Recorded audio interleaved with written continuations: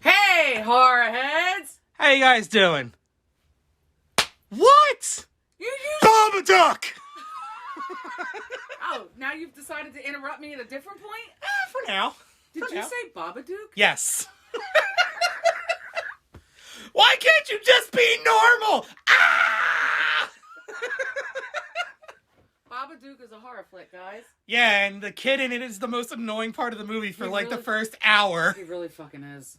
Anyway, this episode, I'm taking complete control of it because I'm doing one of my reviews again. If you don't know, I watch a lot of horror movies, and I read a lot of, well, not a lot of, but I do read a lot of horror stuff. So I'm like the pop culture guy right now in our little duo going on here. So, this one's a little special though, because I am reviewing a horror novel and its adaptation. Okay. So, the novel... Would I know this? You would, only because of me. Okay. Because I've talked about it before. This was maybe a month or so ago that I've...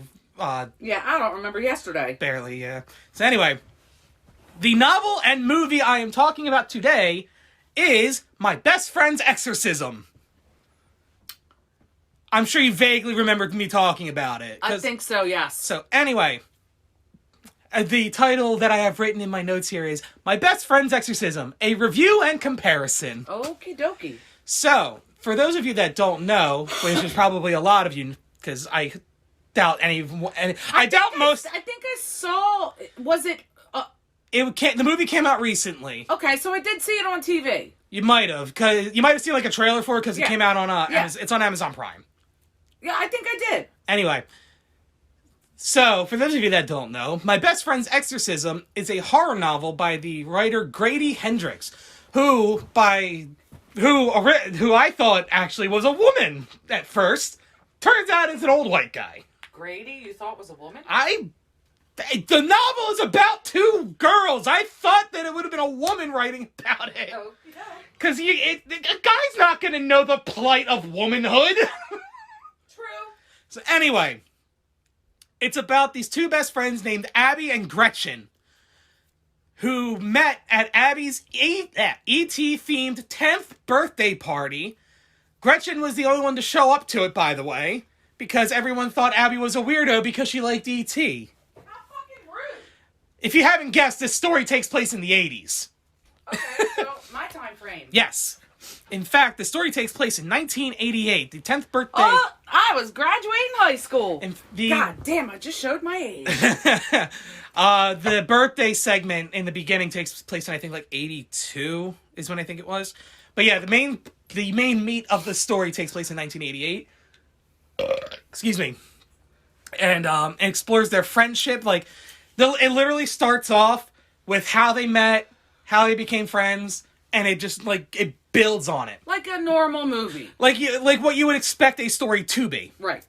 So, it explores their friendship and the trials they go through once Gretchen is possessed by a demon after a bad LSD trip separates her from Abby. Ooh, you gotta watch that fucking LSD. Yeah, after it separates her from Abby. The rainbows turn into demons. Oh, yeah. So, after a bad LSD trip, she gets separated from Abby and their friends while they're at a lake house having a sleepover. See? That's where you're gonna fuck around and find out.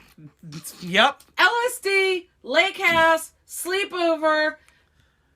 No. It's drugs, a sleepover, and, remote location. It's bound to go wrong. Yeah, where you can't get to you can't get to help right away. Nope, that's typical horror flick shit right there. There you have it, ladies and gentlemen. Typical horror flick shit. But like the thing I liked about it was like, so if you guys don't know, I don't. By the way, spoiler alert.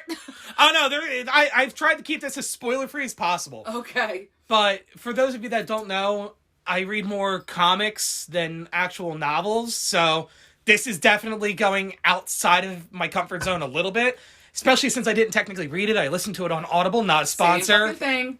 Not sponsored, but maybe please, soon. But please. Anyway, after she becomes possessed, Gretchen's behavior changes dramatically when they find her and time after. rewind about 10 seconds. What's up? So, after she becomes possessed, do we know when, where, and how? We learn about it. Okay. So, this doesn't really spoil anything. It just goes to LSD, lake house, boom, she's possessed. No, they explain the journey from point A at the lake house to point B, how her behavior changes. So she becomes possessed at the lake house. They explain how they does talk about how they found her. Because if I remember correctly, because this was like a month ago, she gets separated after tripping out on having a bad trip on LSD. She runs away. Let's get separated. Ow, I got a fucking knot. Yeah, that's what you get for laughing. That's a big knot. She's messing with her hair, by the way. Gretchen runs away during a bad trip. If I remember correctly, this is one of the... this was in the novel and the movie. They find her either nearby or inside of an abandoned building that's out in the woods. There you go. And when they go in, they see some cult stuff in the building, because of course they would. But why is it always cult stuff? It's who else is going to summon demons? But anyway... They find her, if I remember correctly, Satanic panic. I'm trying to remember. I think they went... I really can't get this. I think in the story, in the novel, they went skinny dipping, or like they just went swimming out. Of course they did. They went swimming or skinny dipping, something like that. It involved the actual lake of the lake house. So when they found her, she was soaked head to toe. I can't remember if she was naked or not, because I believe they did say if she was... I believe they said if she was or not. But anyway... after they find her... We just take a long way around, didn't we? Yeah, because I'm trying to remember shit from a month ago, and I have a hard enough time remembering something from 3 days ago. Anyway, after they find her, she's, like, obviously terrified. And she's like, I just want to go home. I don't want to be here anymore. And she's worried that her parents are going to kill her for, doing drugs, because it's the 80s. And, so they get her home safely, and then, behavior changes. She becomes one of the popular girls. She ignores Abby, who was supposed to be her best friend. She sabotages one of their friends' diet using some... Oh, what was it? It was supposed to be like some German weight loss milkshake or something. Her milkshake brings all the boys to the it did the exact opposite, actually. Because those milkshakes, if I remember correctly, were loaded with tapeworm eggs. Oh, ew. Well, that's a dietary thing. It's like you have a tapeworm. They do that over there. Well, no, even over here, you can have like a tapeworm. You can ingest a tapeworm egg, and it's supposed to help you lose weight. But I think it's actually considered illegal now. And then you have a fucking parasite. Well, that's the point. The tapeworm eats the food. That way you're losing weight. But then you live with a fucking... No, I'm good. I'll stay fat. Thanks. Now, but here's the thing. Only one is needed to help you lose weight.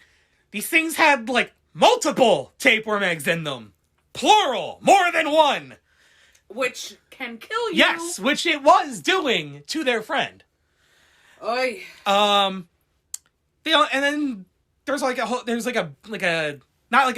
so like you have the A plot, which is the story, then you have the B plot, and then you have the C plot, and then you have the D plot. There's some short stories going on within the story.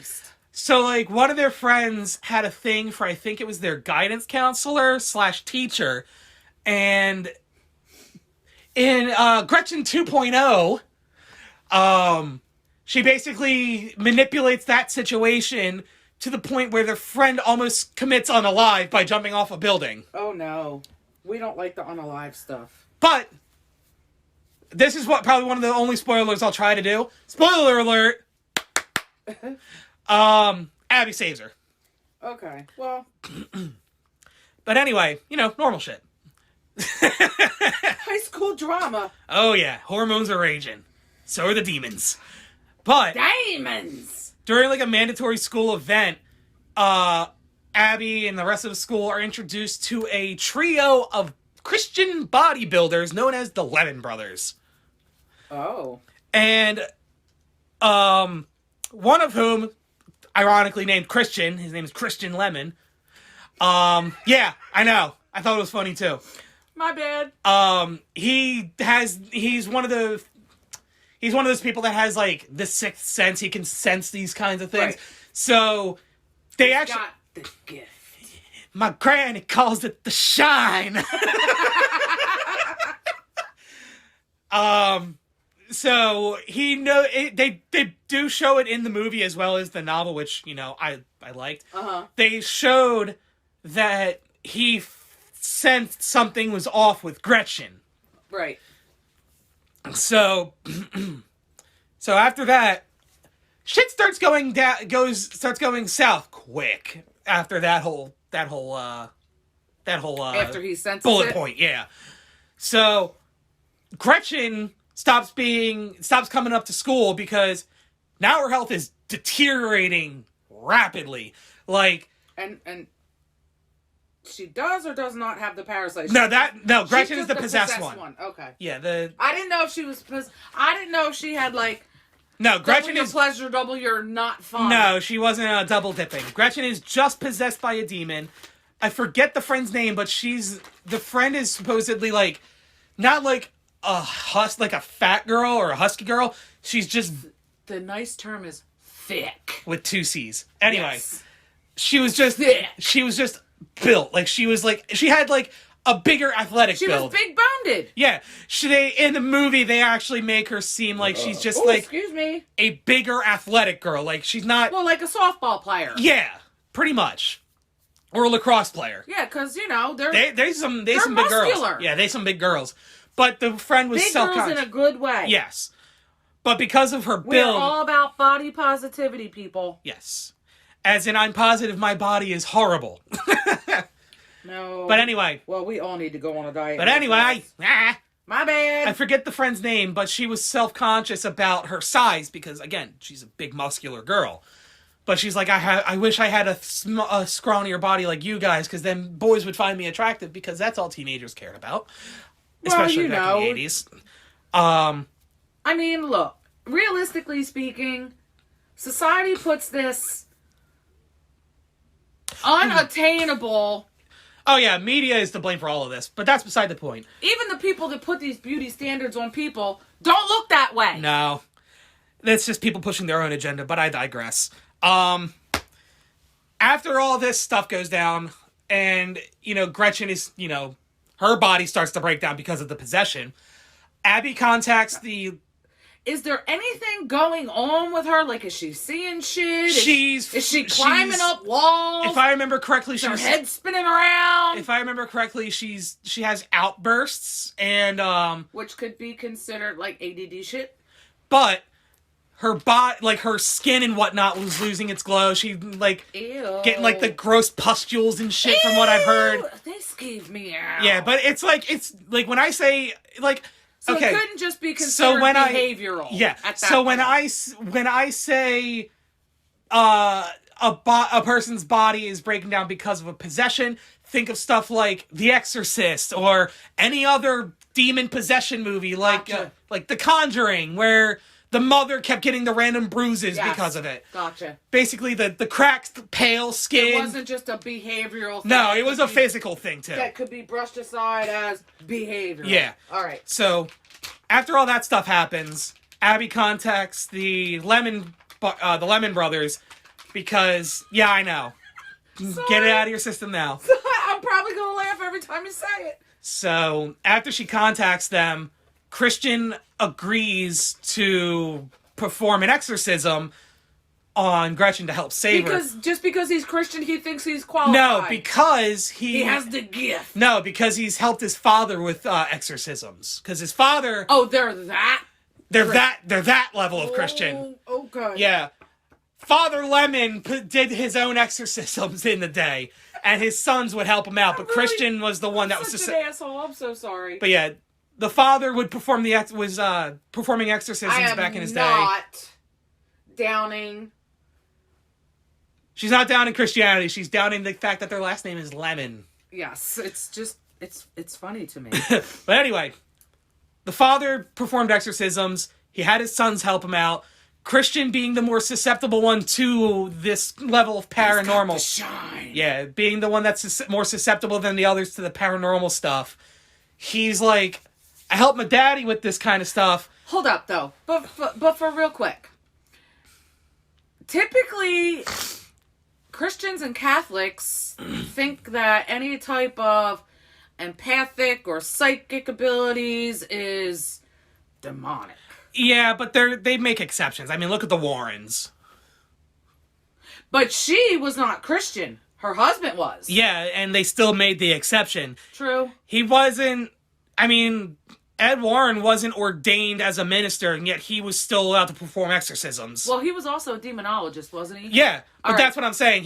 We was, got way off track. Anyway, my bad, sorry. My point being, Ed Warren was qualified in that part of his life. He just wasn't properly ordained to participate, but he was still given the go-ahead to do it. Yeah, because they all respected his talents. Okay, sorry, my bad. So anyway, Christian accepts, he agrees to help her out. But during the exorcism, shit gets real. Oh, fuck. And it gets a little too much for him. Oh, and he's like, I'll be right back. I have to go get my daddy. My daddy will know what to do with this. My daddy? Well, because he's a good Christian Southern boy, basically. Christian never comes back. You never said it was down south. No, I don't think it is down south. But the way they make him sound, he sounds like... Because they're a traveling bodybuilder trio, so I can only assume where they're from. But the way they made him sound Southern almost. My daddy? Yeah. So, yeah, he goes to get his daddy. Does not come back with his daddy, or at all. He gone. He got the fuck out of Dodge? He got... His get up and go got up and went. He said, I'm not fucking around and finding out. He's like, nah, I'm out. You're on your own, fam. I'm sorry. Peace out, Boy Scout. So, he dips out on the exorcism, leaving Abby to finish it herself. Now, Abby is the best friend that is trying to help her. And is that the one with the parasite? No, the parasite's already dealt with by this point. Get that out of your brain. Oh, okay. So forget about the parasite. Yes. Gotcha. The only characters that are important right now are Abby, which is the normal friend, and Gretchen, the possessed friend. Gretchen, the possessed yes. friend. Gotcha. And so Abby, finishes the exorcism with the power of friendship, because that's how these things always end. Especially if you're trying to market a horror novel to as wide of an audience as you can, or you're a Shonen Jump fan. Oh, shit. But, so after that, they talk about what happens afterward, which I thought was incredible. The story alone... I'm gonna have to watch this. No, I mean, you're getting ahead of me now. So, the ending of the novel is what I thought was probably its strongest point because of all of the stuff they tied up at the end. Uh-huh. And I thought it was phenomenal. So, let's see. Where did I leave? Oh, so in this paragraph I highly recommend the book. I listened to the audiobook on Audible, not a sponsor yet. Excuse me. And the audiobook itself was really well done. The the prologue introducing their friendship and all that, and the epilogue, again, probably the strongest finish I've seen in a horror story in a long time. Were thought out and engaged me as a reader to actually care about these characters. When shit hits the fan and Gretchen is falling apart and their friends are falling apart and all that, you feel the same feelings that Abby is feeling, because you're like, I'm invested in these characters. Angst and... The angst and the depression of it, yeah. Right. But, all in all, it kind of felt like if you took The Exorcist and you put the neon lights and 3-foot sprayed up hair from the 80s into it. Hey, man. I had hair like that. Yeah, you killed the ozone layer because of it. Which, I love the 80s aesthetic. But we didn't know. Yeah, and now it's too late. But yeah, you know me. I love the 80s stuff. Yeah. Bright neon... I raised you right. Bright neon colors, horror movies, pot, and rock music. Did they have light warmers and stuff? No, actually, I don't think they did in the movie. Damn. Yeah. But yeah, it was... The 80s were such a great decade for entertainment and whatnot. I wish I was around for it. I concur. But I digress. My best friend's Exorcism is a great novel about a best friend going out of her way, going above and beyond to, save one of the few people that she considers closest in her life. Because bitches wouldn't do that shit now. Yeah. They would throw you under the fucking bus and fuck up over you. Yeah, nowadays it's just like, she's possessed. well, that's dealt with. Yeah. But anyway, or they would talk about her, make fun of her, and post her on social media instead of trying to help her. Yeah. But once again, I highly recommend it. This is like a 9 out of 10 for me. Sweet. And now, a word from our sponsors. Hey, and welcome back, guys. Anyway, let's talk about... Where'd that go? Where'd it go? There we go. Part 2. Now we talk about the movie. That's not from the freezer, right? No, it's from the fridge. Okay. I needed some water. Okay. Fuck you. Now we talk about the movie. Now we talk about the movie. Yeah, Mama Bear thought I was talking about both the movie and the novel. No, I was just talking about the novel first. Anyway, so... I was all excited. I'm like, fuck yeah, I can't wait to watch this movie. He's like, you're getting ahead of yourself. Now I know why he said that. So, I've been wanting to... Mama Bear. So I've been reading... That was so sweet. So I've been wanting to read or listen to the novel for a couple of months up until that point, because I always saw it in Barnes & Noble when I went and made my manga journey. Right. And I was like, oh, this cover looks cool, because it looked like an old 80s cassette cover. Sweet. Yeah, I'm going to have to look it up. Here, I'll bring it up for No, you. just go ahead. Right. I'll look it up. All right. So, the cover alone was what drew me in. I was like, oh, this sounds interesting. So, for a while, I'd been wanting to read it. I just never got around to it. And the fact that the movie had come out, I want to say had come out like a week or two beforehand, is the one, let me say. It should kind of look like an 80s version of The Exorcist almost. Yeah. Yeah, that's the one. That's cool as shit. But when I listened to the audiobook, the movie had come out like a couple of weeks beforehand, so it worked out pretty well for me. So yeah, the fact that the movie had come out at the time really kicked my ass into gear to actually want to listen to it. So, if you want to listen to the audiobook, it's about 10 hours, which is relatively you think that's bad? Stephen King's It is 45 hours long.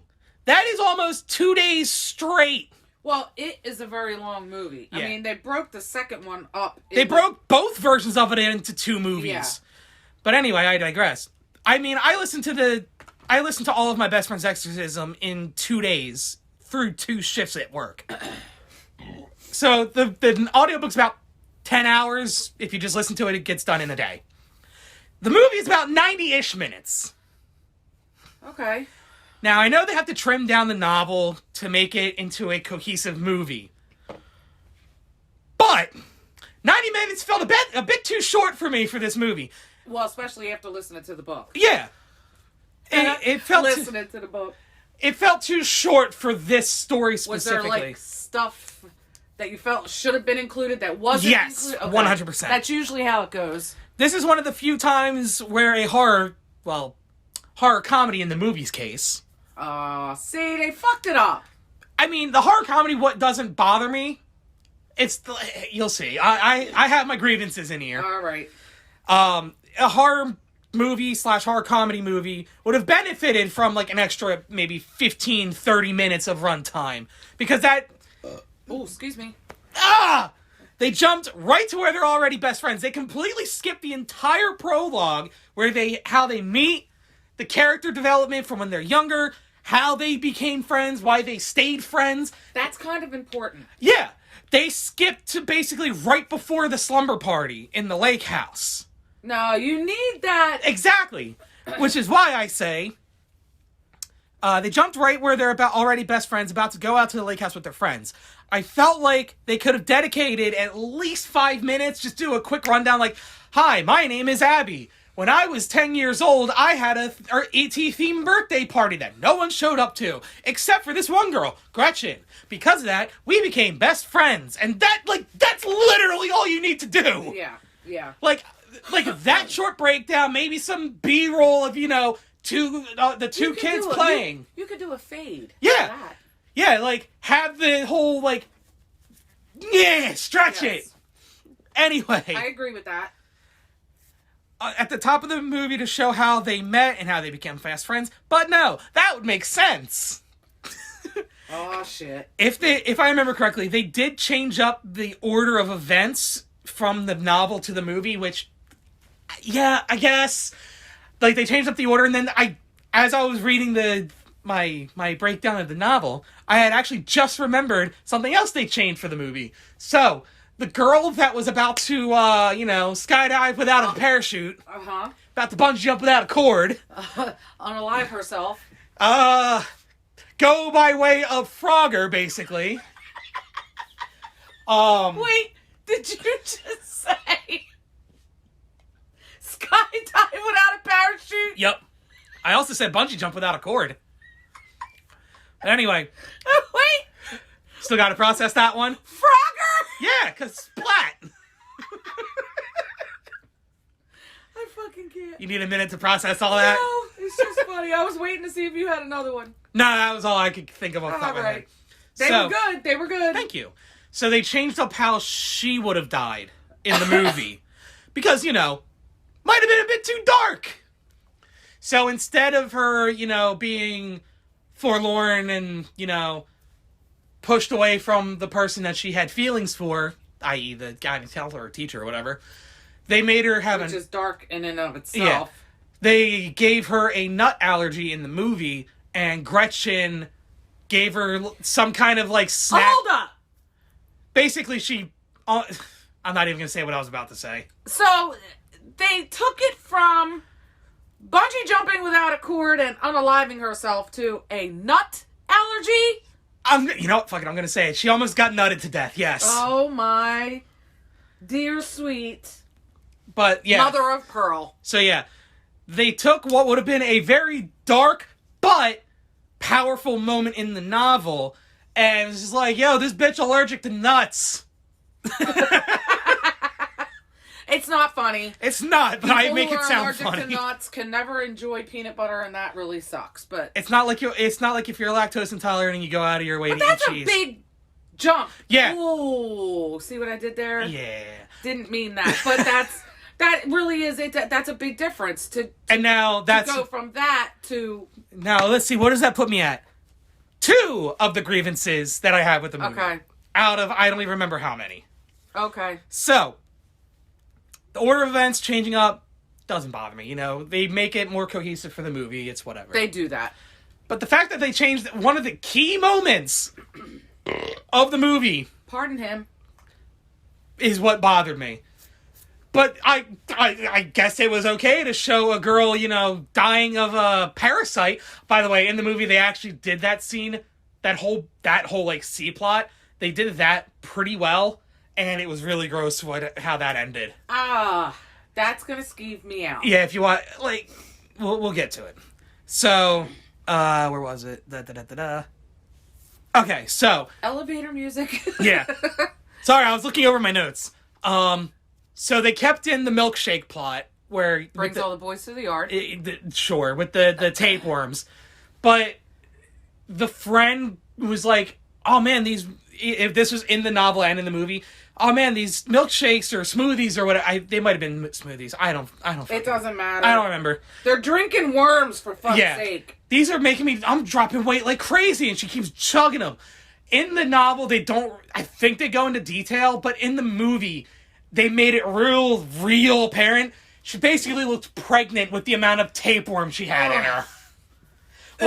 In the movie, they actually showed her. I'm gonna have nightmares about that tonight. She was rail thin, but her belly was just distended with the friggin' tapeworm in it. Like she was 12 months pregnant. Yeah, and it was just...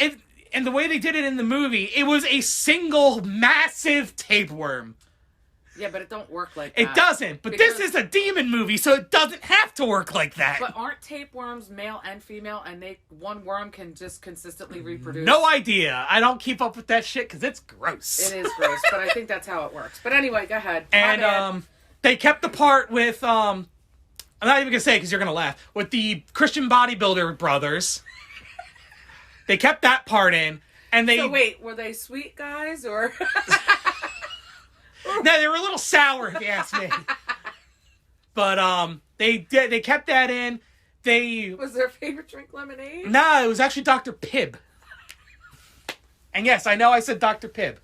Okay. But anyway, they actually enjoyed... We get way off track. Actually, they preferred New Coke because it was the 80s. Oh, yeah.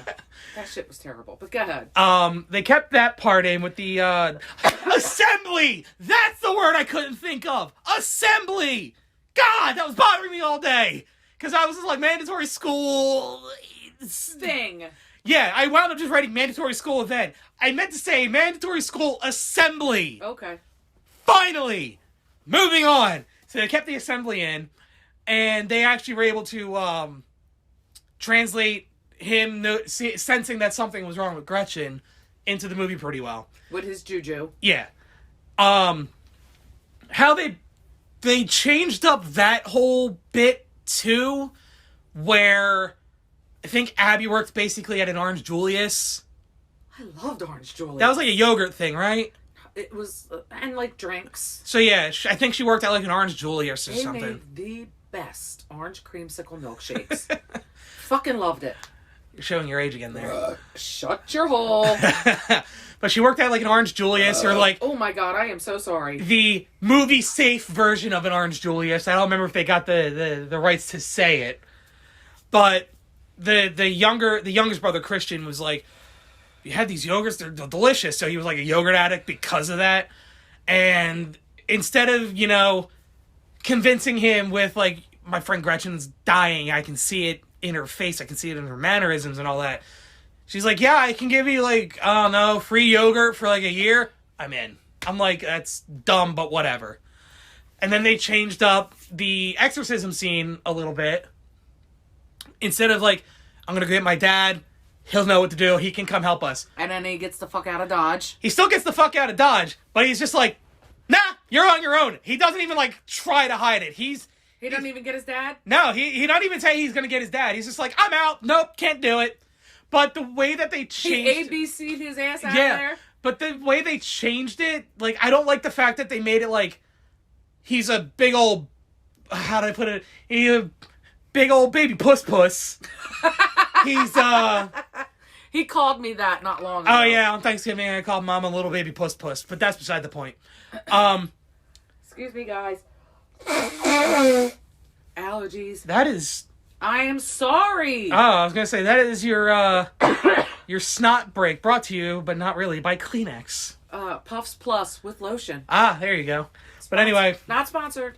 If I remember correctly, in the movie, he dips out of the exorcism because the demon shows him his mother who had passed away. So he got... That's fucked up. He basically panicked because of that, and he's like, I can't deal with this, I have to go. You're on your own. Well, I can't blame him. So... They changed it, but it worked. I just don't like that they made him like openly, big baby puss. Openly a big bitch about it. Right. Like he could have fought a little bit more. And in the novel and in the movie, to an extent, in the movie, he goes a little unhinged with the exorcism. Like he starts like with the salt and the holy water and all that. Abby's trying to stop him, like, look, you're hurting her, you have to stop. He's like, no, we gotta do it. And he's like pelting her with salt. And he's like, grab the funnel. We're gonna pour boiling water down her throat to burn this demon out. Throwing salt? Yeah, because salt hurts demons. Yeah, but that's not how you do it. Yeah, it worked in the movie and in the novel, apparently. I can tell you that's not how you do it. I don't get it. Yeah, let's move on. It's a fucking movie. Okay. But anyway. I'm just saying. But the one thing that I like... The one thing that was consistent in the exorcism scene between the novel and the movie was the fact that he got so unhinged, he was basically willing to pour boiling water into her mouth to burn the demon out of her. That's not how you do it. Just saying, that's how it happened. I'm like, that's pretty fucking metal if you ask. Exorcise the demon. Hey, you're gonna boil that demon out of her. And kill her in the process. That's why Abby was like, you can't do that, you're gonna kill her. He's like, we gotta kill this demon, it's the only way. And anyway, so the thing that I hated the most, and I mean the most about the movie, like this is the part that absolutely killed the entire movie for me. They fucked the ending up so bad. Aw, shit. So in the novel, after everything happens, there is a scene in the book. One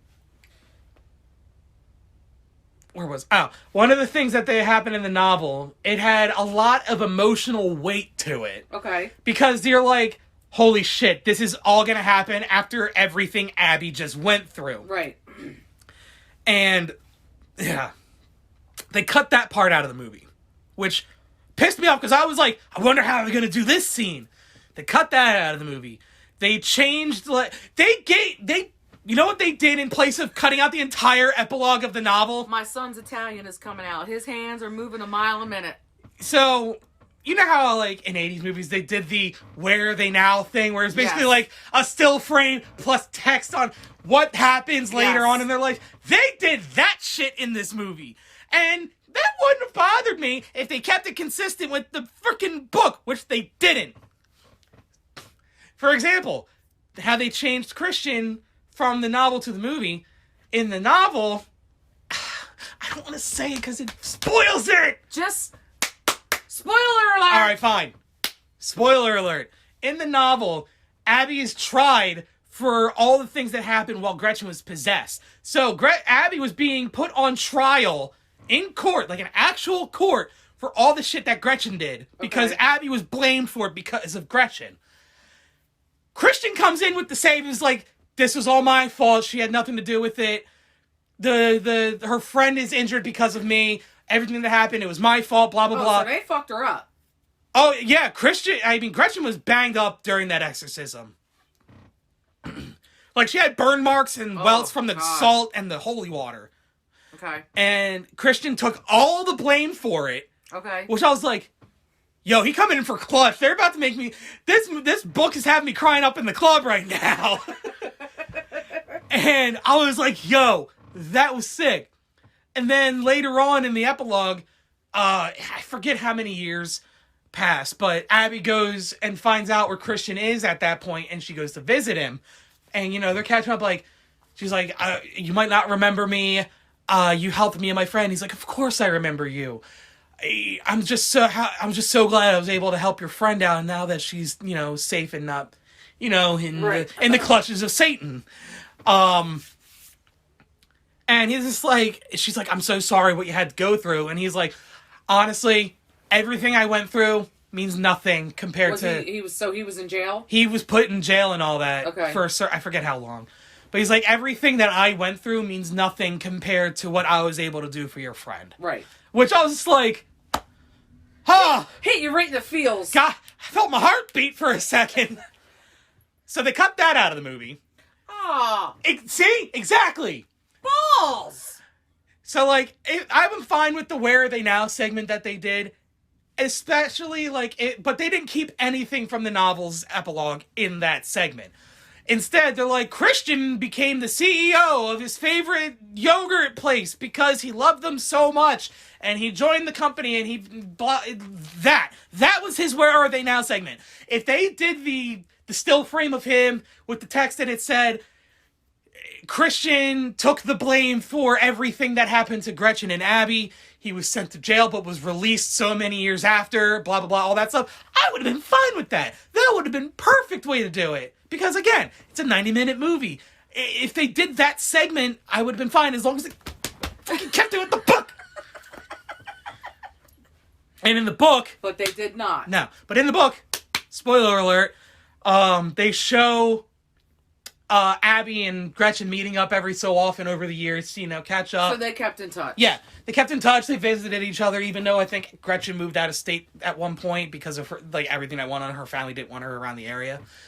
Later on, they meet up again. Abby, I believe, has a family. Gretchen is still there to help them out and all that. And then it goes on to, like, you know, when they're older and, like, they're still best friends even, like, when they're in their 70s, their 80s, whatever. One of them is on their deathbed and she passes away. Aww. But right by her side was her best friend. And that's how the novel ends. Not how the movie ends! Oh, what the fuck? I know! Now you see why this movie bothers me. You know how they end the movie? I have to move out of town because my parents think it's too dangerous for me here. Oh man, I'm gonna miss you. We gotta keep in touch, the end. That's pretty much how it ends. Or rather, I think they... Shut the front door! They either end it like that, or they end it with the two girls running away from the moving, and they just dip. So yeah, they cut a lot of the emotional weight out. I'm actually going to take a drink of water on that one. They actually cut out a lot of the emotional weight that the movie had, that the novel has for the movie. But one of the very few things that the movie I felt did very well was I can't remember if it was in the movie itself. Oh no, they reference it in the movie, but in the trailer they do a redone version of Tiffany's "I Think We're Alone Now," and they make it creepy, and it was awesome. And that had actually inspired me to want to do my own creepy version of Tiffany's #1 hit single from 1980s, "I Think We're Alone Now." Oh, shit. And in the novel, they still bring it up in the novel, because after Christian runs away, it's just Abby and Gretchen, possessed Gretchen. And Gretchen from the other room is teasing her, going, "I think we're alone now. Oh! Doesn't seem to be anyone around." That's creepy. And the way A song that has no creep factor at all. The song is about her and some guy getting together, and now it's just like, now I can also associate it with a possession. But yeah, they did a really good cover. I forget, I have to look up who did it, but it was a really good cover of the song done in like a horror style, and it was really cool. The trailer, I was just like, oh, this looks good. Movie. Oh. But yeah, maybe I won't watch it. I mean, you can watch it. Just know that I was happy that I listened to the audiobook first, because then I got to get the feeling of, I get to be one of those people that says the novel is better than the movie. The last time I got to feel that feeling was the Hunger Games. Yeah, they're still sitting right there. I haven't read them yet. They're good. I started reading one. I know, because we saw the first movie in theaters. Yeah. Anyway. Yeah. So, aside from significant changes that they made, the movie was okay. Otherwise, it was a movie. So if you didn't read or listen to the audiobook, if you didn't have the movie, if you didn't have the context of the novel itself, I feel like you would be able to. You could watch the movie and consider it passable as a horror comedy. Okay. Me. You specifically, you'll like it for the 80s influence in it. You might not like it outside of that. You might enjoy it, or at least tolerate I might feel it. Nostalgic. Yes. You'll feel nostalgic. But then I would say to you, it fucking sucked. Yeah. You'll be like, I like the 80s part of it. The rest of it, You would tolerate it, but probably not enjoy it. Okay. So, but does it have, like, other 80s music? Oh, yeah. Okay. And it's funny, because the novel is actually, all the chapters in the novel are titles of 80s songs. Shut up. That's a fun fact. Excuse Anyway, me. aside from significant changes that they made, the movie was okay. The casting made sense. Like, every actor and actress that played the role, it worked. Like, when I saw Abby and Gretchen, I was like, all right, that makes sense. Abby's gonna be the less, and I'm not saying this, as an adult, I am legally not, I'm legally saying that I don't think this way, but Abby is supposed to be the less attractive friend of the two of them. I'm not saying that I found either of them attractive, because I don't know how old they are.